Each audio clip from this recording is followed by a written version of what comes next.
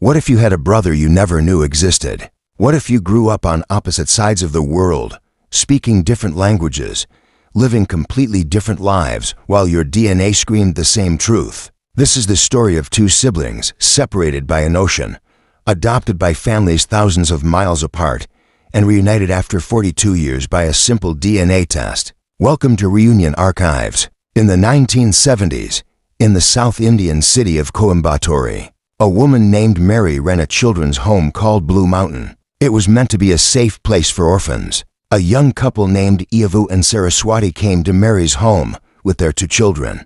Their names were Vijaya and Rajkumar. They left them there for reasons unknown. They never came back. In 1979, a Danish couple arrived at the children's home. They were looking for a child to adopt. They chose Rajkumar, the little boy. They took him to Denmark and gave him a new name, Kasper Andersen. Just days earlier, on February 1, 1979, an American couple had adopted Vijaya, the little girl. They took her to the United States and renamed her Diane Vijaya. Two siblings, two different continents, two completely separate lives. They were just 3 years old. Diane remembers something from those early days. A little boy at the orphanage. She used to feed him, give him snacks. She didn't know he was her brother. She just knew she felt connected to him. Somehow, Kasper has no memory of his sister. He was too young. For decades, they lived their lives. Diane grew up in America with loving adoptive parents. But she always felt different, isolated. She couldn't forget her mother in India. She remembers the day they separated. Her mother said she was going out to get food. Diane cried and begged her not to leave. That was the last time she saw her. Kasper grew up in Denmark. His skin color always reminded him that his roots were somewhere else. He wanted to find his origins.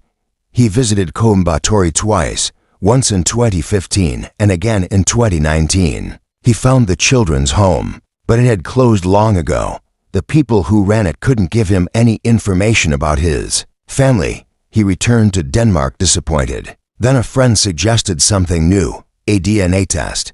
Kasper learned that companies could test his DNA and match it with others in their database. Hoping to find any relative, he submitted his sample. At first, nothing happened. Months passed.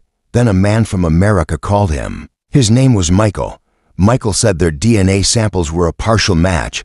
He had questions. Kasper was confused but curious. Meanwhile, in America, Michael was having a conversation with his mother, Diane. He told her, "Mom, I found some relatives of yours in Denmark." Diane remembered something then, a little brother. She thought maybe Michael had found a distant cousin, but then she learned the truth. The man in Denmark wasn't a distant cousin. He was her brother, her real brother, the little boy she used to feed at the orphanage. Diane submitted her own DNA to another company.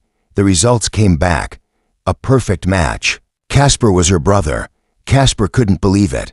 He had come to India searching for his parents. He never imagined finding a sister. He says, "I had only read about things like this in novels. When I found out I had a sister, the feelings inside me were indescribable." They first spoke on the phone in 2019. Diane says she knew immediately, even before the DNA test. She says, "The DNA test was just a formality. I knew he was my brother the moment I heard his voice. But the world was shutting down. Lockdowns began. They couldn't meet right away. They waited. Months turned into years. Finally, in February of this year, they met for the first time in 42 years.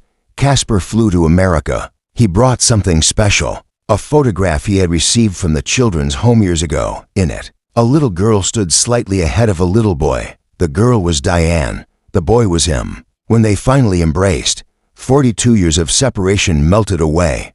Two siblings. One sold to Denmark. One sold to America.